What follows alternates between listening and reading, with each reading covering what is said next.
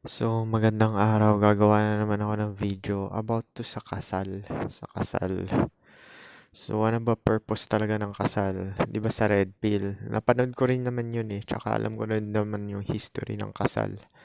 Ginagawa yan ng mga king, queen, or kung ano pa man yan, mga royal blood, para mapasa lang yung kayamanan nila sa next offspring. Sa mga anak nila. Yun lang talaga purpose ng kasal. Kaya nagpapakasal mga tao. In short is, nagpapakasal lang sila kung may anak. Common sense to ah. Ito yung sinasabi ko. Pero hindi lahat ay suitable magpakasal. Hindi lahat suitable. Meaning, 'di ba, babae nga namimili. Sure, dahil sila namili, may advantage sila. Which is common sense naman talaga. Kaya kanila pinili dahil mas marami silang benefit sa'yo.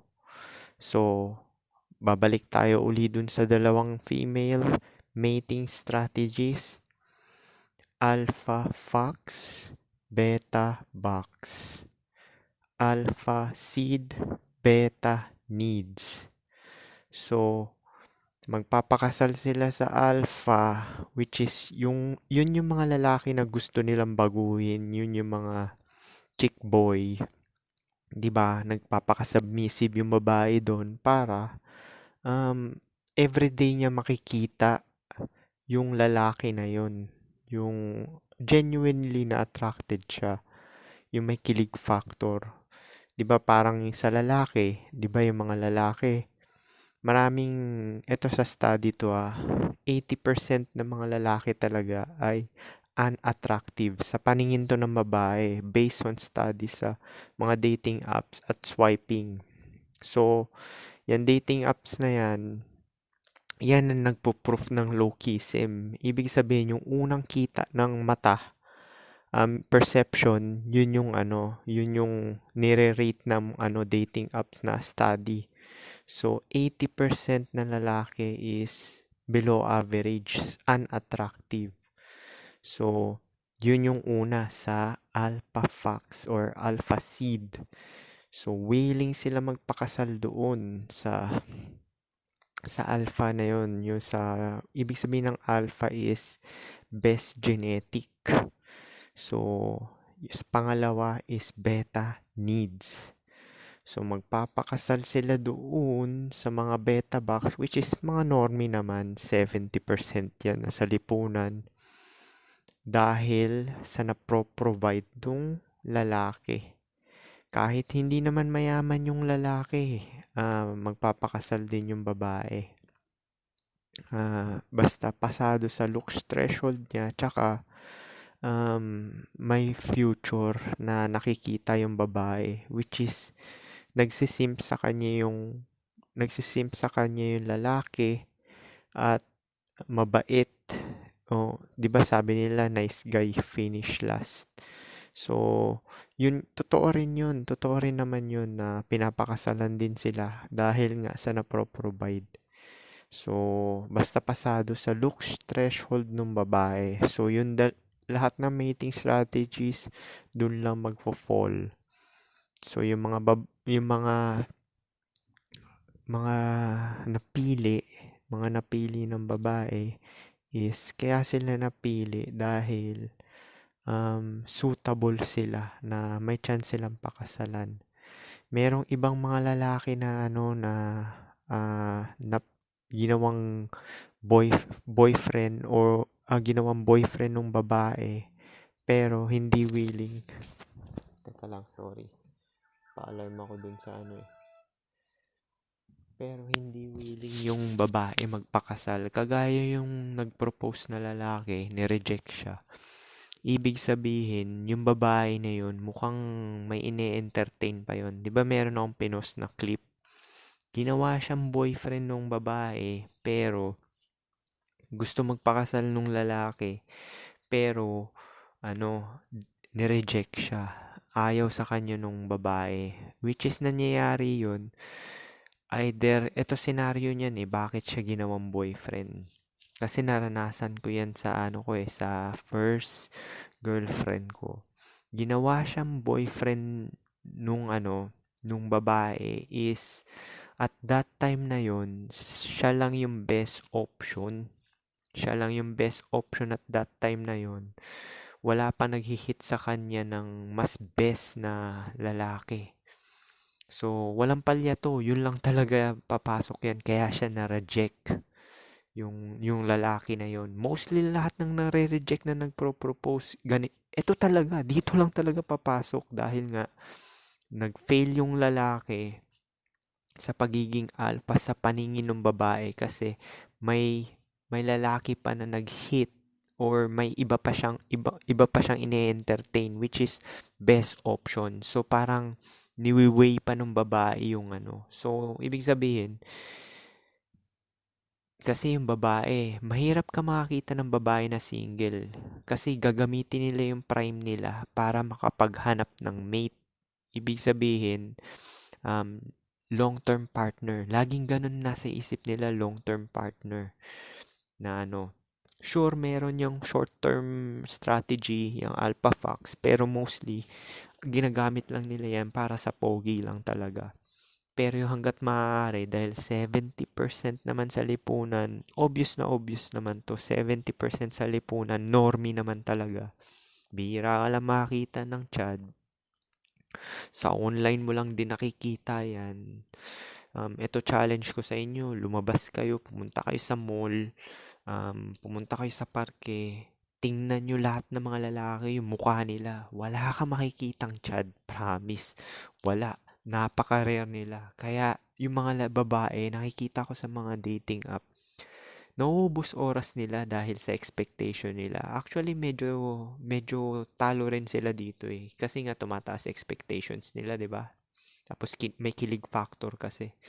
So yung expectations nila tumataas dahil sa nakikita nila sa online dun sa pogi dahil 10% dun sila naglipana dun sa 10% na yun. So tumataas expectations nila tapos nakakamatch pa nila which is gagawin lang naman silang pang body count. So ang nangyayari niyan is meron akong nakikitang babae na 3 years na nandun pa rin sa dating app. On and off sila, parang download tapos ano na naman tatanggalin nila yung dating app nila, buburahin nila pagka gusto lang nung lalaki, puro SEX. Usually, nagkaka-EP pa rin yung babae pagka 25 na sila pataas. Nasasayang yung oras nila kasi nga, yung biological clock nila, nagkakaroon na sila ng realization. Doon na sila magsisettle ng dyan sa mga normie, yung mga ano na yan, pinapakasalan. So, mabalik tayo dyan sa kasal na yan. Yun lang naman talaga purpose nung kasal. In short, magpapakasal ka lang pag may anak. Guarantee na may anak. Yun lang naman talaga eh. Doon ka lang magpapakasal. Kasi ang purpose talaga ng kasal is mapasa mo yung kayamanan mo or yung genetic line mo. Which is, kaya ka nga nagpapakasal dahil may anak. Usually, mga nanay at tatay natin, ganyan. Nagpakasal sila dahil may anak. Sure, merong arranged marriage sa mga ibang religion. Pero hindi siya suitable. Magpapakasal ka lang pag may anak ka. Ganon. Yun lang yung pinaka-common sense. Kung wala kang anak, hindi siya advisable magpakasal. Alam mo bakit? Kasi ganito. Wala ka naman kayong anak. Tapos trabaho ka ng trabaho. So lalo na kung mataas kinikita mo. So kung mataas kinikita mo is lugi ka. So pag namatay ka, which is una naman talaga lalaki na mamatay dahil sa age gap. Tsaka sa mga bisyo natin. Sa mga karamihan ng mga may bisyo na lalaki. Tsaka yung sa risk na trabaho ng lalaki, karpentero, yung mga i-injury sila, ganyan. Yun, nakikipagsapalaran sa environment, which is mataas ang chance na mamatay talaga ng una yung lalaki. So, yun nga, pagka nagpakasal ka, wala kang anak, so nagtatrabaho ka, naglalaglag ka ng SSS, GSIS, matik mapupunta sa naiwan na asawa yun, tapos wala namang kayong anak. Oh, so hindi mo napasa yung genetic line mo. Nagpakasal ka dun sa babae, wala kayong anak. So pag namatay ka ng maaga, matik kanya yung GSIS mo, SSS mo, tatanggap siya. Tapos yung ari-arian mo nung pwede niyang kunin. Pwede niyang kunin kasi kasal kayo eh. Kahit nahiwalay kayo physically, sa legal na batas, kahit hiwalay kayo, magkaiba kayo ng bahay, which is yung sinasabi, hiwalay naman kami. Although kasal kami, pero hiwalay kami. Pero sa batas, kasal pa rin kayo. Hindi kayo annulled. So kung ano man yung pinaghirapan ng babae or pinaghirapan mo as lalaki, hahatiin yun. Mapupunta rin dun sa babae. Which is yun naman talaga sistema na nangyayari. Na yung babae talaga lamang kasi sila ang picker, silang namimili. So, sila talaga laging lamang. So, anong best na advice talaga magandang gawin is huwag ka magpakasal. Tapos, kahit na may anak kayo, huwag ka rin magpakasal. Kasi ganito yan. Ito 'di ba sinabi ko, ang ball lagi nasa babae. Ito gagawin ko sa inyo, ang ball naman dito, laging nasa senaryo or sa gobyerno. 'Di ba yung kasal, tied yan sa gobyerno. So ganito, okay lang naman na hindi ka magpakasal kahit na may anak Kasi ganito mangyayari niyan. Pag hiniwalayan ka ng babae, pag hiniwalayan ka ng babae, syempre magsusustento ka doon dahil nga sa anak. Kung hindi kasal, magsusustento ka lang doon para doon sa bata lang naman. Tsaka kung hindi rin mapupunta sa babae yung ari-arian mo, mapupunta yun sa anak mo, which is yung genetic line mo, pinasa mo yung seed mo. Gets mo yun? Yun talagang pinaka-logical na dapat gawin ng lalaki is huwag magpakasal. Kahit na magkaanak, huwag magpakasal. Kasi matik Ari-arian mo, properties mo, pera mo, mapupunta sa offspring mo. Kasi anak mo yan Galing yan sa sa DNA mo. Yan yung reincarnation mo. Rejuvenation mo. So yun lang. Yun lang talagang pinaka the best. Tsaka sa batas ngayon, pwede na mamili yung bata kung kaninong apelyido ang pipiliin niya kahit hindi kasal. Take note to kahit hindi kasal, pwede niyang kunin yung apelyido ng lalaki. So, kung may utak kayo, legitimate pa rin siya kasi anak siya Anak. Legitimate anak pa rin yun. Makukuha niya pa rin yung Pero, depende na lang yun sa anak kung kaninong surname yung gusto niyang kunin. Which is, malimit sa lalaki. Kasi nga, lalaki mismo yung anak sa babaeng side. Which is, na-brainwash na rin na mas pipiliin nyo sa nanay kasi nanay nag-aruga.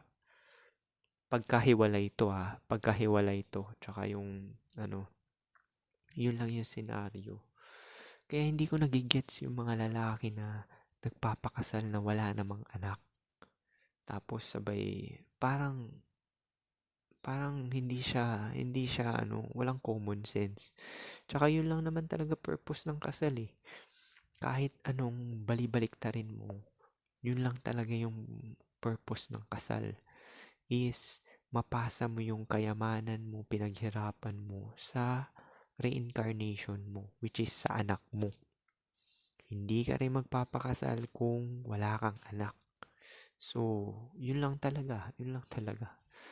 Wala talagang best logic talaga dito Kagaya nga ng sinabi ko na merong nare-reject pa rin mga lalaki na nagpro-propose. Pero karamihan, kaya namimili yung lalaki, yung babae, dahil nga sa hypergamy. Pag namili sila ng lalaki nila is mataas ang chance na willing sila magpakasal. So pag nireject yung lalaki na hindi willing yung babae magpakasal doon sa lalaki na napili nila, which is maliit lang yung chance na yun, is may ine-entertain yung babae na yun. Yun lang yun. Nag-iisang kahit anong isip ko dyan, kaya na-reject yung lalaki na yun is may iba pang option yung babae. Tsaka hindi niya nakikitaan yun ng future, no, na komportableng buhay, or hindi niya nakikita ng best genetic. Yun lang naman yun. Alpha Fox, Beta Box, Alpha Seed, Beta Needs. So sana naliwanagan kayo dyan sa kasal na yan. Ito ang win-win scenario. Huwag magpakasal kahit na meron kang anak. Kasi ayon sa batas, matik, pinaghirapan mo mapupunta sa bata. Which is, yun naman talaga purpose ng buhay. Diba? Survival at procreation lang. So, lahat ng pinaghirapan mo, mapupunta sa reincarnation mo. Meaning ng reincarnation, recycle, carnate, yung flesh. So, dahil galing siya sa tamod mo, tsaka sa egg cell ng babae, magiging flesh siya, magiging laman. So, reincarnation. So, siya yung anak mo ay ikaw rin. Dahil parehong genetic material mo yan. Which is pinag-split lang dun sa lalaki at babae. So, yung anak mo, ikaw rin yan. So, paano? Sana naliwanagan kayo dito. Ito lang talaga. Ang ball laging nasa babae. Tapos, ang ball din laging nasa gobyerno. Diba? Chess match lang yan. Ganun lang yung buhay. Chess match. Chess match. Ikaw unang move kasi ikaw lalaki. Tapos the rest. Depende na sa pinapakita ng babae. Kagaya na sinabi ko sa inyo, hindi siya submissive. Di move on. Ganun lang naman yun eh. Tapos gumagastos ka sa kanya, sulitin mo or kausapin mo siya dahil pareho naman kayo normie. Kayo mga normie kayo, wag kasi kayo magpa-under. Dahil normie naman kayong dalawa, pwede niyong pag-usapan yan, transaction.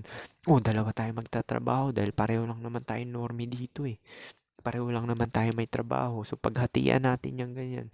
Pwede yan. Nangyayari yan. Promise. Kasi yung mga katrabaho ko, ganun din eh. Ganun din yung sistema eh. Pero yung mga sinasabi ko na total submission, sa chat lang talaga yun sa mga pogi. Yung iba kasi dito, sa bagay, hindi mo masisisi dahil karamihan ng lalaki, effeminate. Meaning na effeminate is na brainwash ng mga Disney movies, Twilight, yung mga ganyan-ganyan na maging simp. Tapos yung kinakain pa, mga processed food. Ito hamon ko sa inyo.